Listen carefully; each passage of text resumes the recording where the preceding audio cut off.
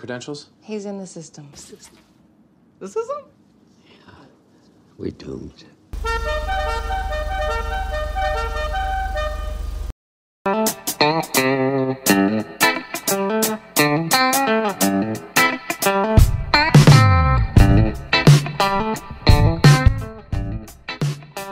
Horasle, assalamualaikum warahmatullahi wabarakatuh. Selamat malam para fans setia dari Pain Akatsuki, Lebah Ganteng, Kakek Salto, Dokter Ngesot, dan para sekutu-sekutu IDFL lainnya. Pada kesempatan kali ini, saya akan membahas alur cerita dari film yang bertemakan superhero, yaitu Ant-Man. Film Ant-Man sendiri merupakan salah satu film dari bagian jagat Marvel Cinematic Universe. Film ini sendiri dibintangi oleh penjual es tebu pinggir jalan, yaitu Paul Rudd, tukang tambal ban di depan gang rumah saya, yaitu Michael Douglas, dan SPG rokok sempurna yang biasa mampir ke kafe-kafe untuk tebar pesona, yaitu Evangeline Lilly. Oke, sudah cukup cakap-cakap beraknya, langsung saja ini dia alur cerita filmnya.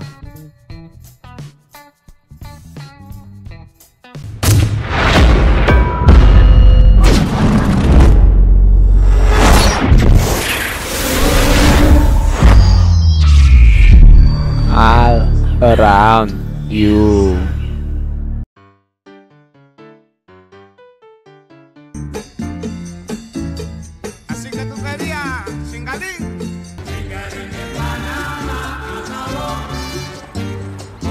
Film dibuka dengan memperlihatkan seorang kriminal yang baru saja keluar dari penjara.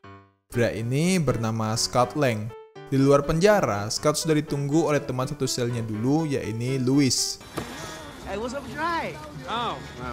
Selama Scott di penjara, banyak hal sedih yang terjadi kepada Louis.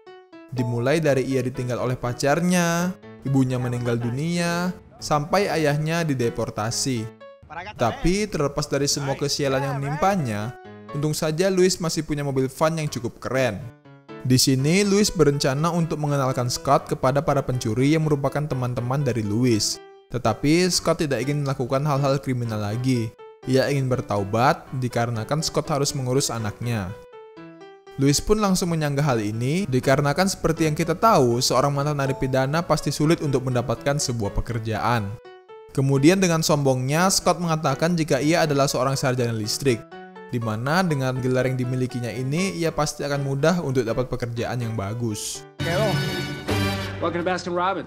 Berbanding terbalik dengan kesombongannya kepada Louis sebelumnya, bukannya bekerja di PLN, Scott malah hanya menjadi seorang karyawan di sebuah toko es krim.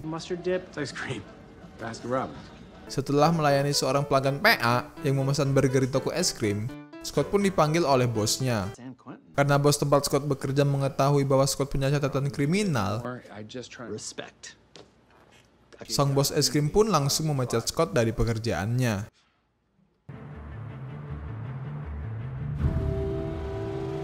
Lalu, Skin berpindah ke seorang pria tua yang sedang pergi ke sebuah perusahaan bernama Pym Tech. Pria ini adalah Dr. Hank Pym.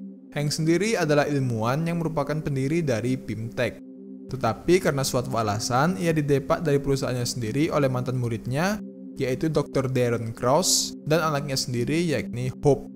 Di sini, Darren dan Hope mengundang Hank untuk menghadiri sebuah acara presentasi dari Darren, di mana Darren mempresentasikan tentang sebuah partikel yang mampu merubah jarak antara atom dan di saat bersamaan mampu meningkatkan kekuatan dan kepadatan dari atom tersebut. Darren pun menyebutkan bahwa partikel ini adalah sebuah senjata rahasia yang mampu membuat seorang prajurit memiliki kekuatan super, tetapi hanya berukuran seperti serangga. Prajurit itu biasa mereka sebut sebagai Ant-Man. Yang mana Ant-Man sendiri sebenarnya adalah Hank. Tetapi ia tidak pernah mengakui hal tersebut kepada Darren. Nanti seiring berjalannya film, kita akan diberitahukan alasan kenapa Hank merahasiakan hal ini dari semua orang, dan juga alasan kenapa ia bisa didepak dari perusahaannya sendiri oleh Darren dan Hope, anak kandungnya sendiri. Karena Hank selalu menyembunyikan cerita tentang Ant-Man dari Darren, Darren pun terobsesi untuk meniru hasil temuan dari Hank ini, yang ia beri nama Yellow Jacket. Tetapi untung saja temuan dari Darren ini pun belum sepenuhnya berhasil.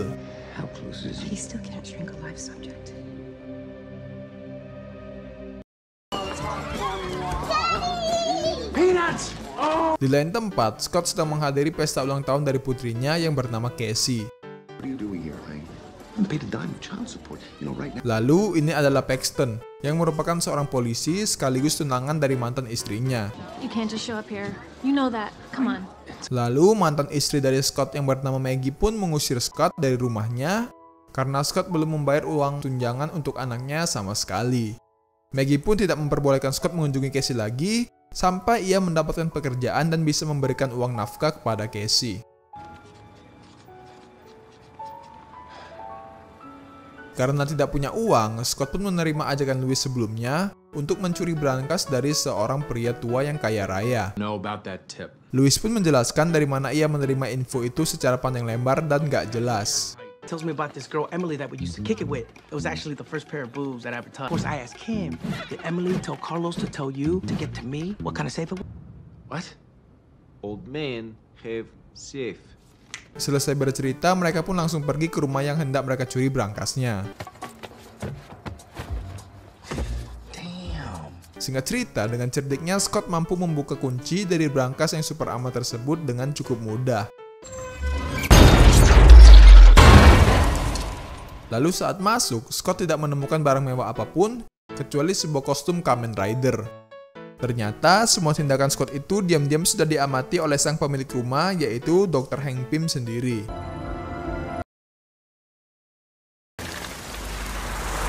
Di tempatnya, Scott yang penasaran dengan kostum Kamen Rider yang ia curi pun langsung mencoba untuk mengenakannya. Kemudian, karena penasaran, Scott menekan salah satu tombol pada kostum itu, yang membuat dirinya menyusut menjadi ukuran yang sangat kecil.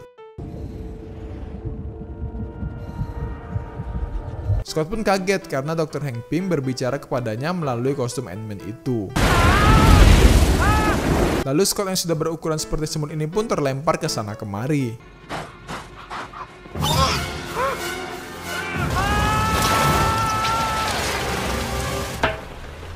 Karena sangat takut, Scott pun langsung mengembalikan kostum Ant-Man yang ia curi ke rumah Dr. Hank Pym. Tetapi sayangnya, saat Scott keluar dari rumah itu, ia langsung ditangkap oleh para polisi dan dimasukkan ke dalam penjara. We're gonna change your ways. They will really. Di penjara, Scott didatangi oleh Hank. I'm starting to think that you prefer the inside of a jail cell. Hank pun menawarkan dua pilihan kepada Scott, yaitu menghabiskan sisa hidup Scott di dalam penjara, atau kembali ke sel dan menerima instruksi Hank yang selanjutnya. Your instructions. Di dalam sel, Scott pun didatangi oleh segerombolan semut yang dikendalikan oleh Hank. Para semut itu pun membawakan kostum Ant-Man kepada Scott. Karena tidak punya pilihan lain, Scott pun langsung mengenakan kostum itu.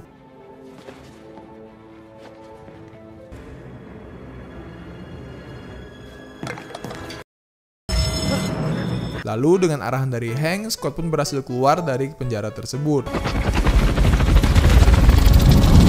Kemudian Scott pun mengendarai para semut yang dikendalikan oleh Hank. Karena mual dan pusing, Scott pun mulai kehilangan kesadarannya. Saat tersadar, tiba-tiba Scott sudah berada di dalam rumah Hank, bersama dengan Hope anaknya. You're sitting opposite me. I take it that you're interested in. What job? Selesai sarapan, Hank pun membawa Scott ke markas rahasianya. Di sini, Hank pun menjelaskan semuanya kepada Scott, di mana 40 tahun yang lalu ia berhasil menciptakan kostum Ant-Man tersebut. Tetapi karena menurut Hank kostum itu terlalu berbahaya, maka ia menyembunyikan temuannya itu dari dunia. Suatu ketika, Dr. Hank mengangkat Darren, yang merupakan salah satu asistennya, menjadi penerus perusahaan miliknya, yaitu Pym-Tech. Tetapi saat Darren dan Hank menjadi lebih dekat, Darren pun curiga bahwa Hank menyembunyikan Pym Particle darinya. Pym Particle sendiri adalah partikel penyusut ciptaan Hank, yang mana partikel inilah yang memberikan kemampuan kepada kostum Ant-Man untuk bisa berubah menjadi kecil. Darren pun menjadi terobsesi untuk membuat tiruan dari Pym Particle milik Hank. Lalu karena Hank tidak bersedia membantu penelitiannya, Darren pun bekerja sama dengan Hope untuk menendang Hank dari perusahaannya sendiri. Tetapi setelah melihat Darren yang sudah hampir berhasil meniru Pym Particle, Hope pun kembali ke pihak Hank. Setelah bercerita, Hank pun menawarkan sebuah pekerjaan kepada Scott, yaitu mencuri kostum Yellow Jacket milik Darren untuk mencegah kehancuran dunia yang akan ditimbulkan oleh Darren. Dengan imbalan, Hank akan membuat Scott bisa kembali bertemu dengan putrinya, yaitu Casey. Di sisi lain, ternyata Darren sudah berhasil meniru Pym partikel milik Dr. Hank Pym. Kembali lagi ke Hank dan Scott, saat mereka sedang membicarakan rencana untuk menyusup ke tempat Darren, tiba-tiba Hope datang dan memberitahukan mereka bahwa Darren sudah berhasil meniru partikel milik ayahnya. Karena hal itu, Hope pun meminta Hank agar dirinya saja yang memakai kostum Ant-Man itu dan segera menyelesaikan misi mereka. Tetapi rencana Hope ini ditolak dengan keras oleh Hank. Please, he is a criminal. I'm your daughter. No!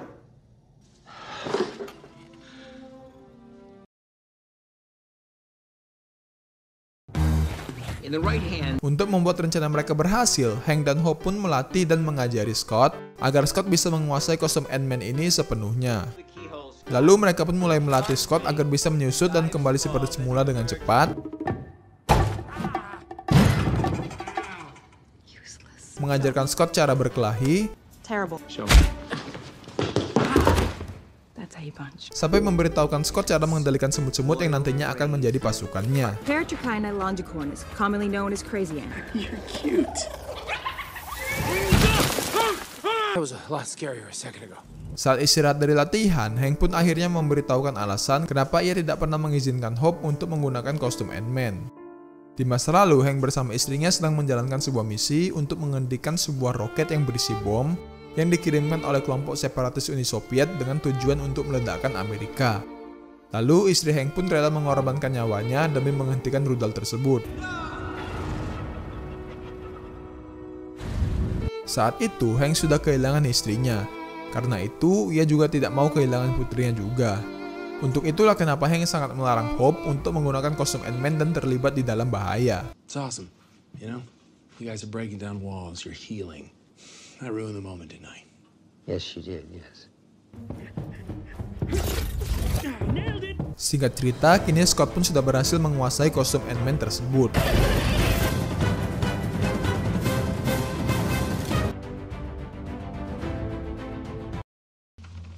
You got it. Lalu saat mereka sedang menyiapkan rencana untuk menyusup masuk ke tempat Darren, tiba-tiba Darren sudah berada di dalam rumah Hank.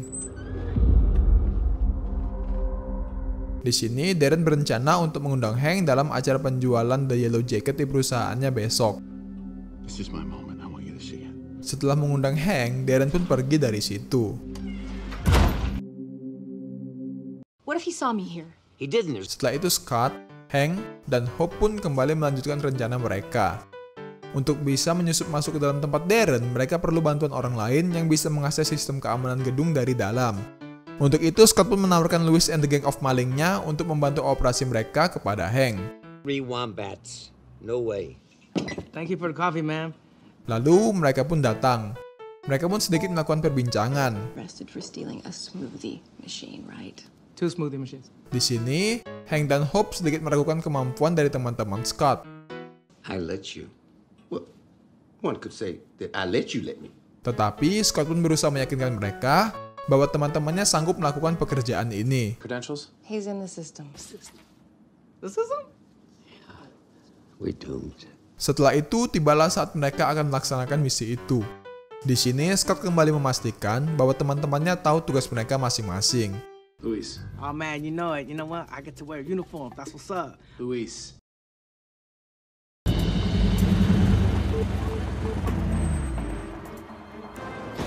Setelah itu, Scott pun masuk ke dalam gedung melalui saluran air.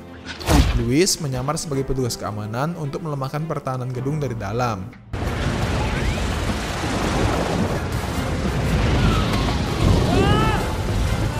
Singkat cerita, Scott pun berhasil memasuki gedung itu. Sementara di luar, Kurt yang mengawasi keadaan dan Dave bertugas sebagai driver untuk mereka kabur nanti. Di dalam gedung, Hank dan Hope pun sudah bersama dengan Darren. Orang-orang yang akan membeli Yellow Jacket dari Darren pun sudah hadir di sana. Di sisi lain, Scott pun berhasil menyabotase server Darren untuk menghapus data-data penelitian milik Darren dan menanamkan beberapa peledak untuk menghancurkan gedung tersebut. Lalu Scott pun sampai ke saluran menuju tempat penyimpanan The Yellow Jacket. Saat hendak mengambil kostum Yellow Jacket, sayangnya rencana mereka sudah diketahui lebih dulu oleh Darren. I always suspected you had a suit stored away somewhere. Kemudian saat Darren hendak membunuh Hank, Scott pun berhasil keluar dan mengalahkan beberapa penjaga di tempat itu.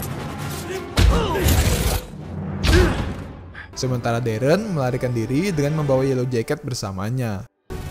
Scott pun mengejar Darren sampai ke helikopter.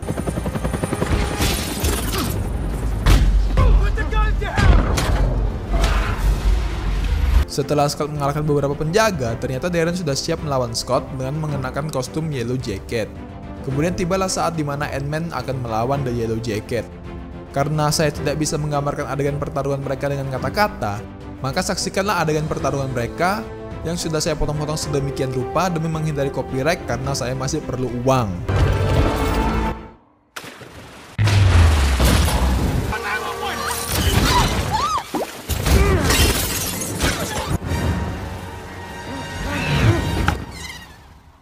Setelah berhasil memerangkap Darren di tempat perangkap serangga, Scott pun dihampiri oleh Paxton, yaitu tunangan dari mantan istri Scott sekaligus polisi yang bertugas untuk menangkap Scott. Scott? Paxton, you have to listen to me. Di sini, Paxton berencana untuk membawa Scott kembali ke penjara. Turn around, take me back. I'm taking you back to prison. Saat di perjalanan, lewat radio kepolisian, mereka mengetahui bahwa Casey sedang dalam bahaya. Ternyata Darren sudah sampai ke rumah Casey. Di sisi lain, Paxton dan Scott pun juga sudah sampai di tempat itu. Lalu dengan sedikit keributan yang terjadi, Scott pun berhasil kabur dari tangkapan Paxton dan menuju ke tempat Darren berada.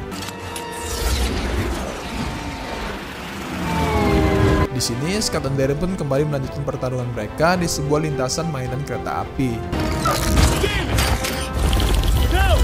Go!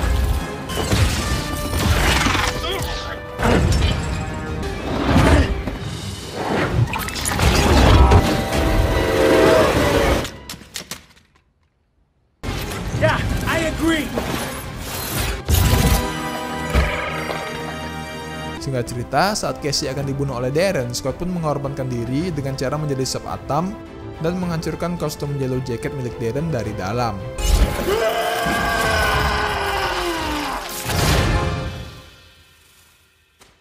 Darren pun berhasil dikalahkan. Tetapi masalahnya, sekarang Scott malah terjebak di dalam alam kuantum, tempat di mana semua konsep tentang ruang dan waktu tidak lagi berlaku. Lalu, karena mendengar suara Casey anaknya, Scott pun tersadar dan berhasil keluar dari alam kuantum tersebut. Cassie.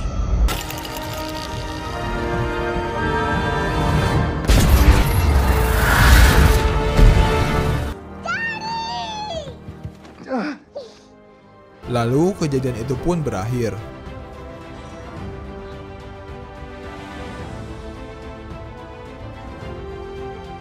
Scott, please. Setelah itu, Scott pun menceritakan tentang pengalamannya masuk ke dalam alam kuantum kepada Dr. Hank Pym. Setelah bercerita, Hope pun mengajak Scott untuk keluar dari ruangan itu. Lalu, saat Hank membuka pintu, ia pun dikejutkan dengan Hope, anaknya, yang lagi cipokan dengan Scott. Yeah, I don't know what you were doing grabbing and kissing me like that. I'm a little surprised myself. Scott. Yeah. You're full of shit. Oh yeah. Di akhir film, kita diperlihatkan bahwa sekarang Scott sudah mulai diterima di rumah Maggie. Di sini Scott, Paxton, Maggie, dan Casey pun melakukan makan malam bersama. Thank you, Paxton. Lalu film pun ditutup dengan Casey yang sedang memberi makan semut peliharaannya.